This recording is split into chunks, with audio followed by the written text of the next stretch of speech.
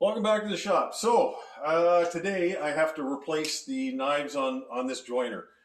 The joiner is it's getting a bunch of nicks all down the board after I ran it through a pass. So I put some striation lines on here with a pencil, and you can just barely make out these like high humps here and there.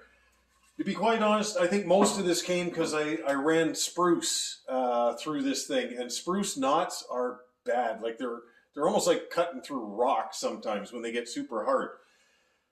So that was a mistake on my part, but at the same time, if this was high-speed steel, they'd be absolutely destroyed. So the nice part about having a helical head joiner is you can just flip a knife and get a clean edge on the surface. But I'm at a point where it's good in a few spots and not so good in another. And I'm just going to do the whole rail on all these. And this is a 40 carbide insert helical head. So it's basically 4 rows on a rail that go in a spiral. And there's a process that I've done over the years. I got this machine in 2008, and this is the second set of knives since 2008, and this is my first rotation on that second set.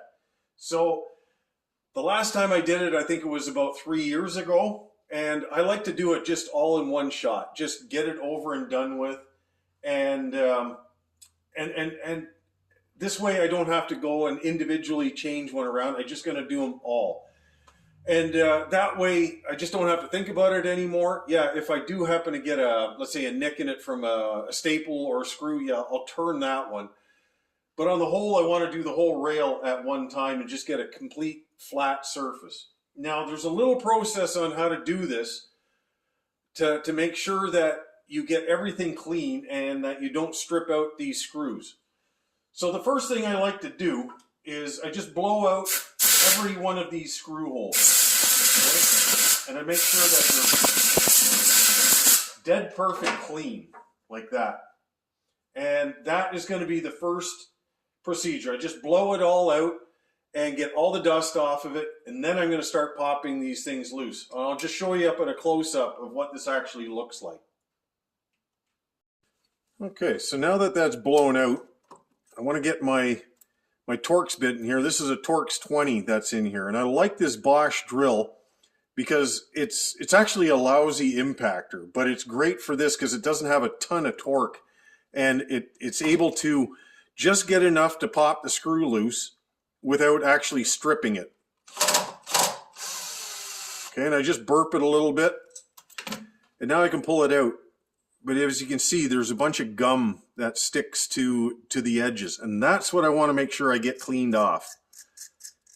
Because if you don't bed these things properly, they'll be raised up a little bit. Not to mention, you'll be putting pressure on the carbide with that screw, and there's a potential for it to break. So you have to get these things clean. So I just use just a simple wire brush and just clean out all the debris out of it, like that. And I inspect the surface there. Yep, and it's good. These have an indicator on it. There's a little dot on it, and that way I had the dot facing this direction, and now I'm going in a left hand counterclockwise, because possibly I'm a little left of center. I've been accused of that. And I want to make sure I bed the screw by hand without using this to lead it in. There, and that's it. That's enough torque to hold it in place. And I know that later on I can break that thing free.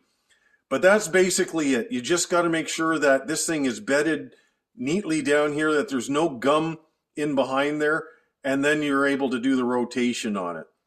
Anyways, hopefully if you're doing this, this might be helpful for you, or if you're thinking of buying one of these machines, and they are worth the money if you're into serious woodworking.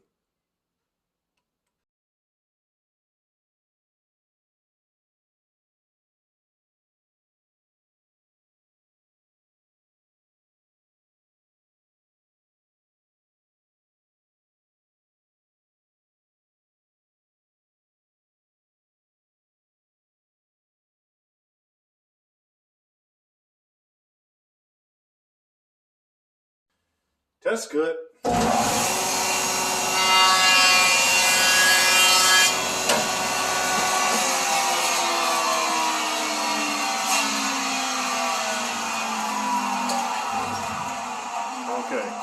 Oh yeah, that feels just fantastic.